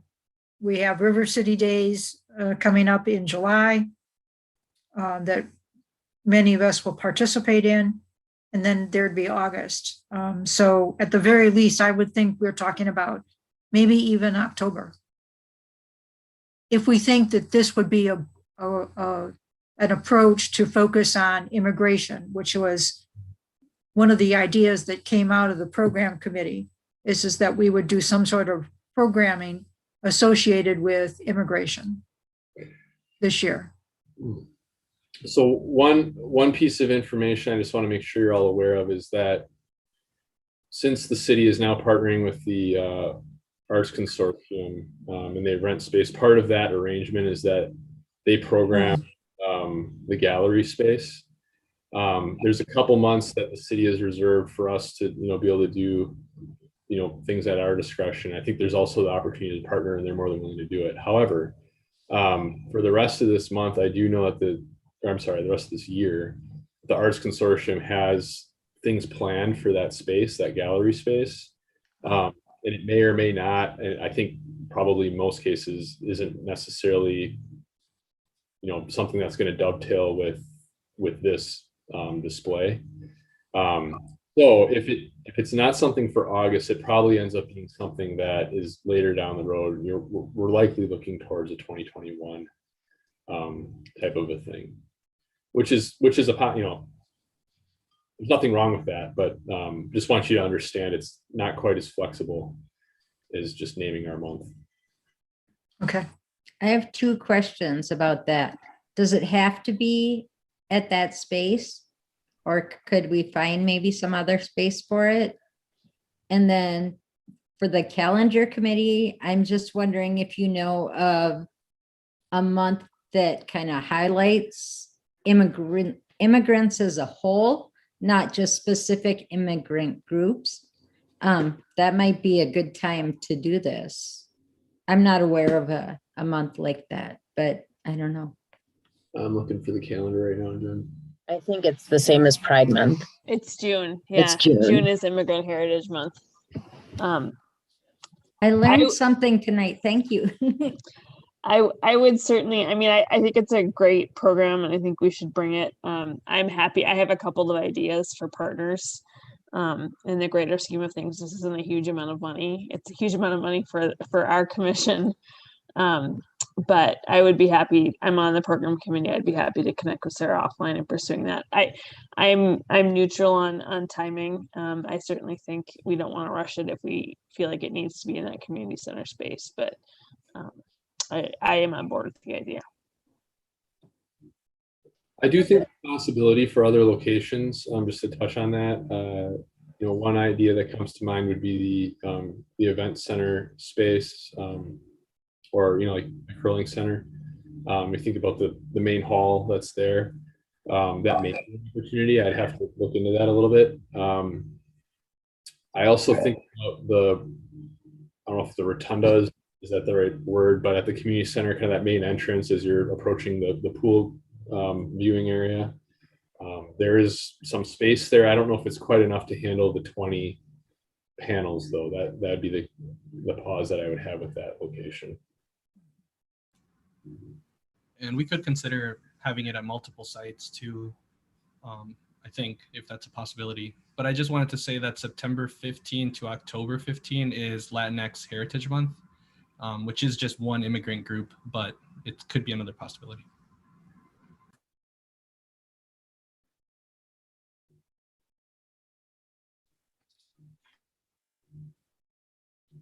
Shall we send this back to program committee? Yes? Yes. I think someday we're going to get this project done because I've been excited about it since we heard about it at first, but we may just need to take baby steps to get there. Okay, so it sounds like August is too soon if I'm hearing that right. Right. So sort of bring it back. The program committee can talk about timing. We're probably looking at a 2022. I keep saying 2021 is next year. It's 2022 is next year. Line at this point, just because of the gallery space already being pre-programmed, unless we can find an alternative. And then we also want to talk about potential partnerships and see if what some likely sponsorships could potentially be to approach there. So that sound about right? It does. Alrighty, thank you.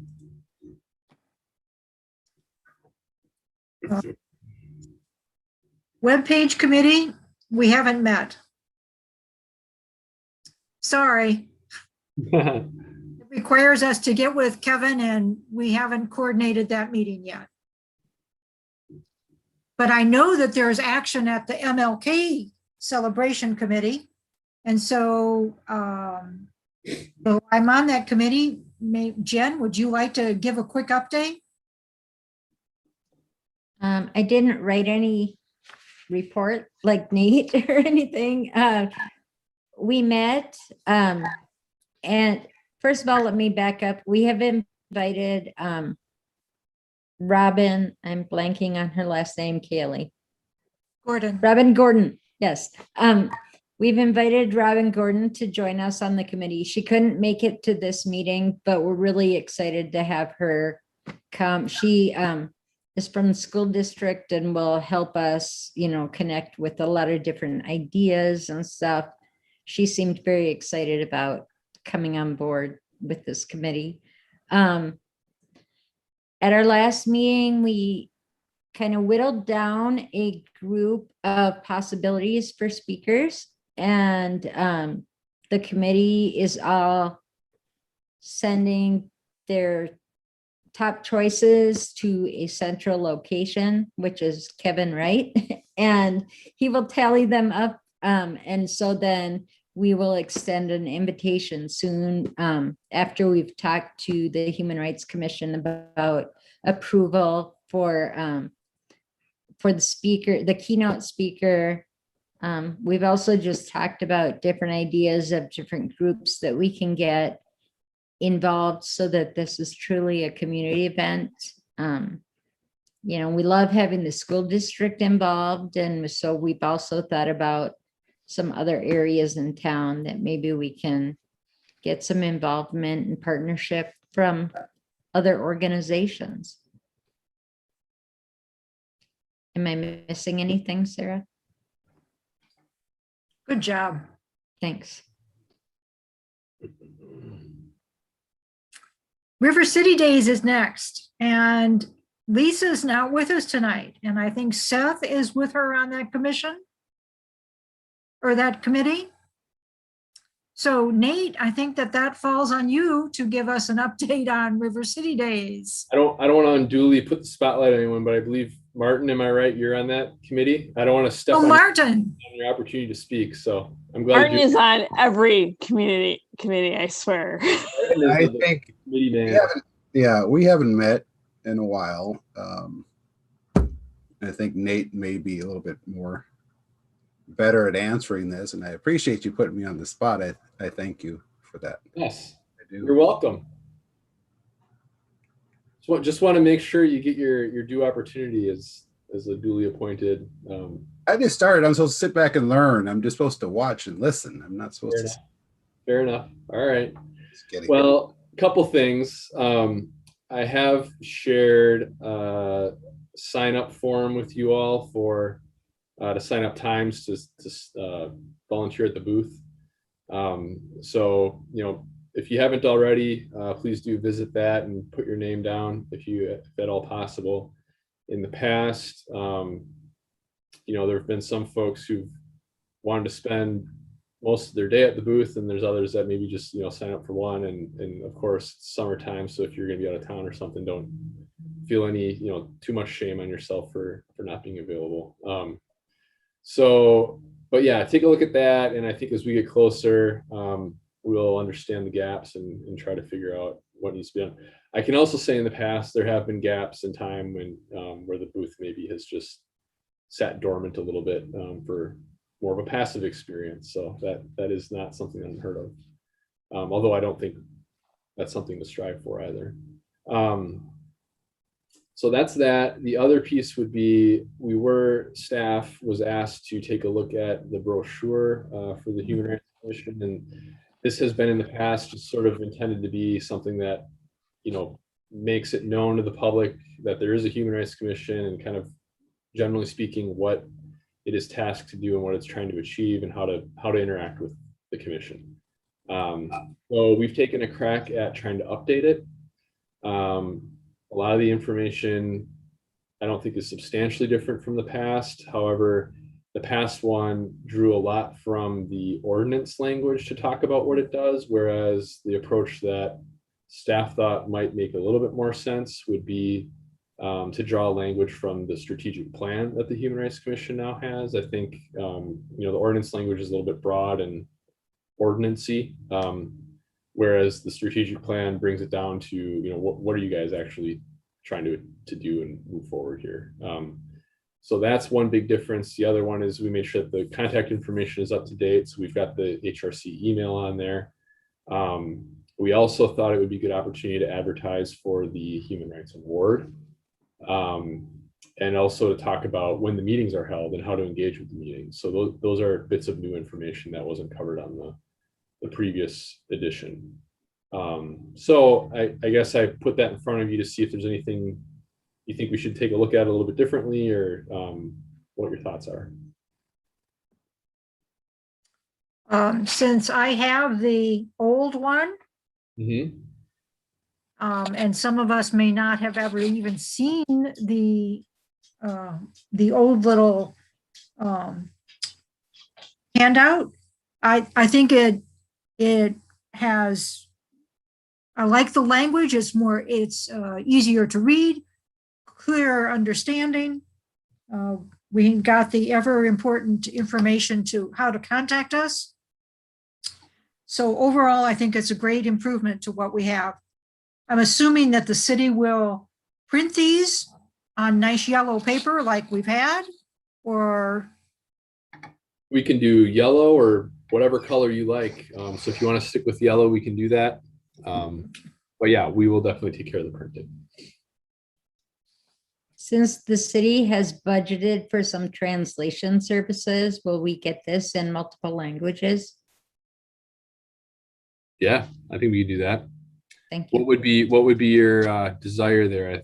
Spanish and Somali are the two that got the most direct connection. I think that's the biggest populations in this town right now. Hopefully we can have conversations at River City Days and find out if there are other ones that we would need to start translating to make it easier for people to connect with us. Yep. Okay. Yeah, I think we can do that.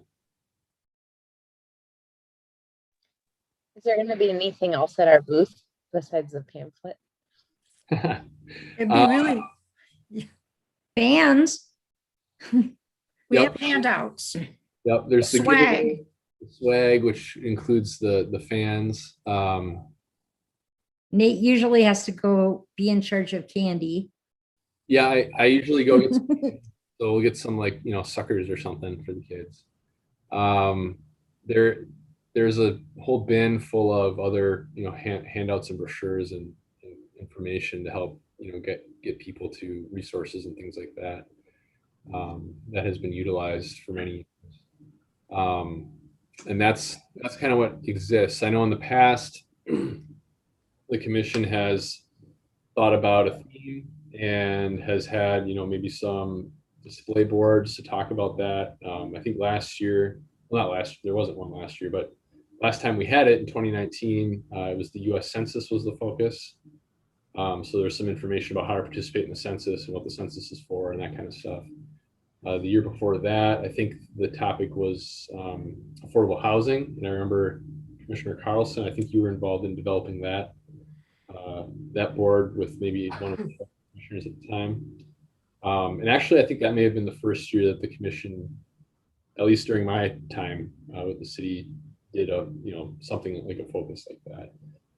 So that is something that could be done again this year. I think it would be, you need to identify what that theme would be, and someone could work with staff to pull something together. So This might be a great place to show some of those pennants that will be decorated at our Pride picnic. good. That's a good thought. Yeah. One of the idea, I found my notes from our last meeting, which was a while ago. We had an idea of putting up a whiteboard or like a paper roll in which people could write what they thought was good about Chaska, what could be improved, some ideas. And that way we can kind of keep a rolling trail, I guess, if you want to call it trail, but just kind of keep a rolling paper roll of ideas and what we could work on and what we couldn't work on. And then I think we also talked about sharing the booth, just in case there weren't enough people signing up with either the police department or maybe Parks and Rec, maybe for half a day or something along those lines, just in case there weren't enough volunteers. And also having trivia. Trivia and giving away prizes. Trivia questions kind of on the list. Although we don't have anything for prizes, so maybe candy or something. Pamphlet, maybe. I have a bunch of posters. Actually, I think I brought up posters, I believe, at one time. I've got a whole upstairs full of old posters that can be handed out instead of thrown away. So. That could be a highly coveted prize too, Martin. So that might be a good one. They are. I don't know if you saw my eyes roll in the back of my head, but yes, I have enough of those. Plenty if we want to use those. So. And souvenir cups and all kinds of movie stuff. So. Will your committee be meeting again before River City Days? Sure. We haven't set a date, so I would say probably so. I don't know when, but somewhere. I'll be there. Taylor will be there. There'll be two of us. I can help. I can email the committee and try to help organize a meeting if that would be. Thank you. Yeah. Because I think our next meeting in July will be the Thursday before River City Days. Yes. You're correct.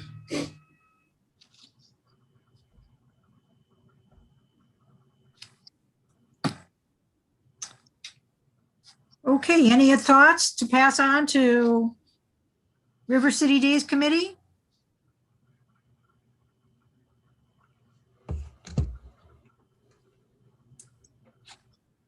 Okay, Empathetic Response Committee. Nothing to report out. Great, thank you.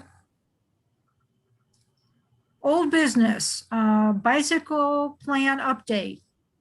Just know that over 900 responses were obtained to the bicycle survey.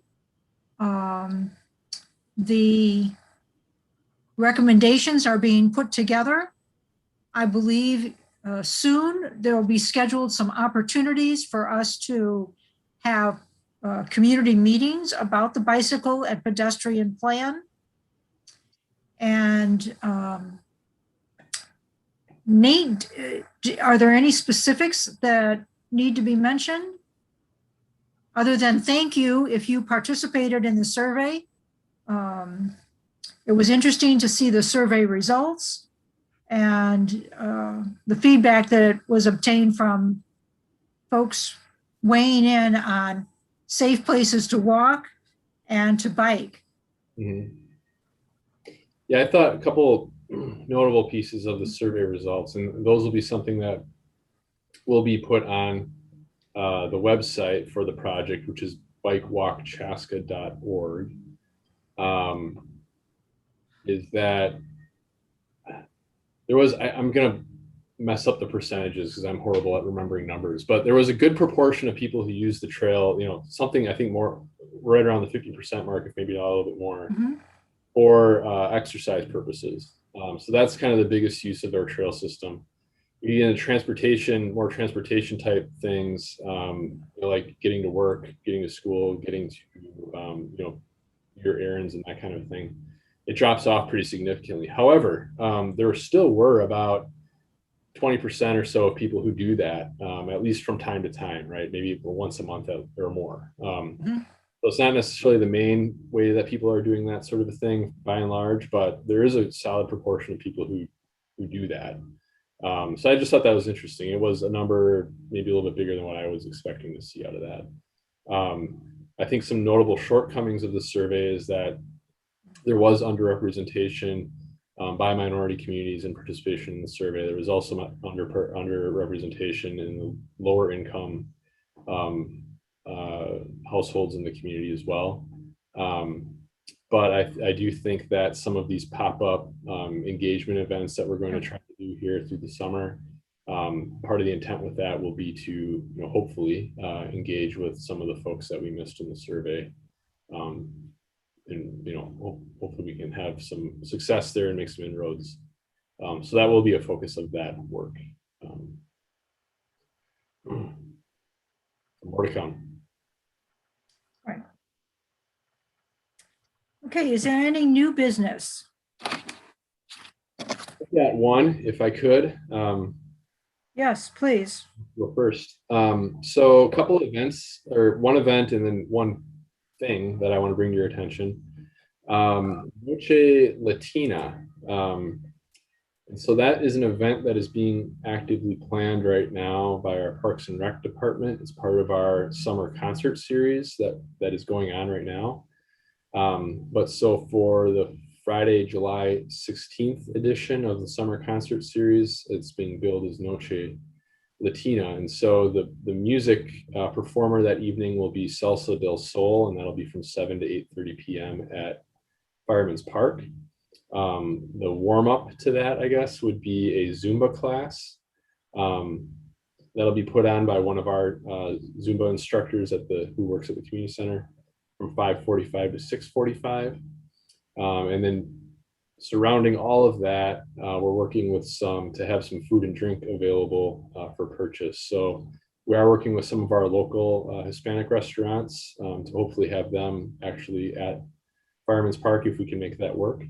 And then, you know, having drink options that would be provided by Crooked Pine. But really trying to feature beer that is, you know, from Hispanic locations, and also, you know, other drinks that are more, I guess, associated with the Hispanic community as well. So not purely alcoholic. There will be options for people who aren't old enough or you know, wanting to have an alcoholic drink. So that is going on, and I do think that is one of the events that could present an opportunity, maybe, for engaging with a broader spectrum of our population for the bike planning work.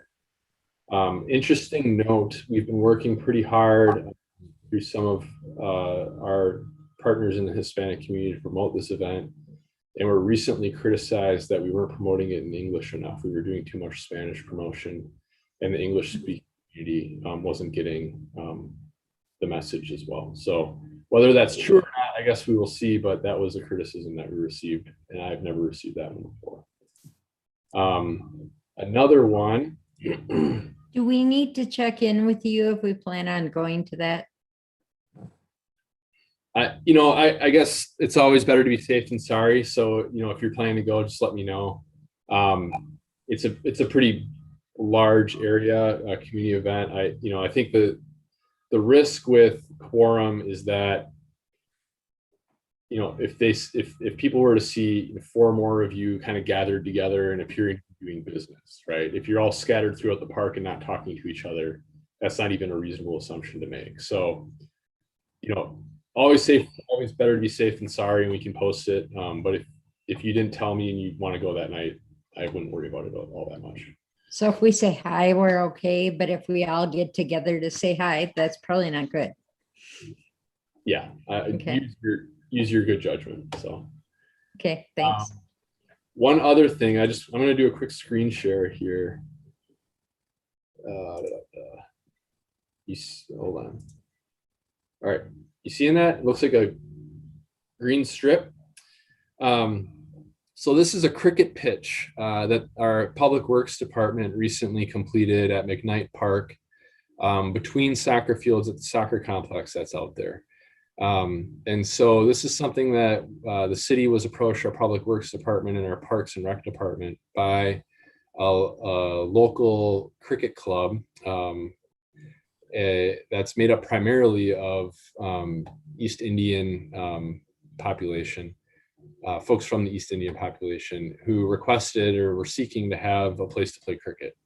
And this is a sport that I've come to understand is quickly growing in interest in the metro area and statewide. And there's only really a couple places in the state and in the metro for sure to play cricket.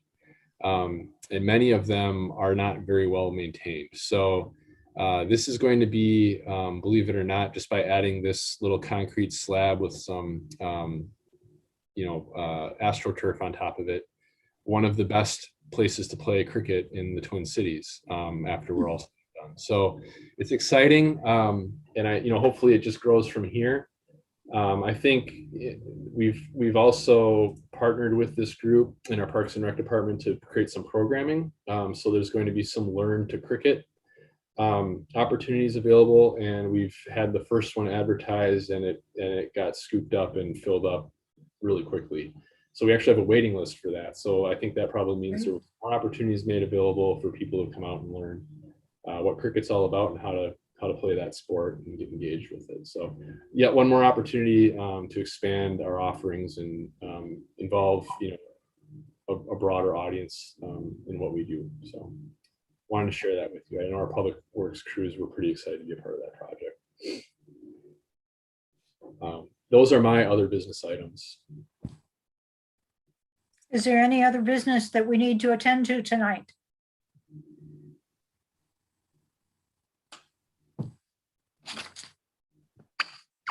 Well, thank you all for your willingness to participate this evening.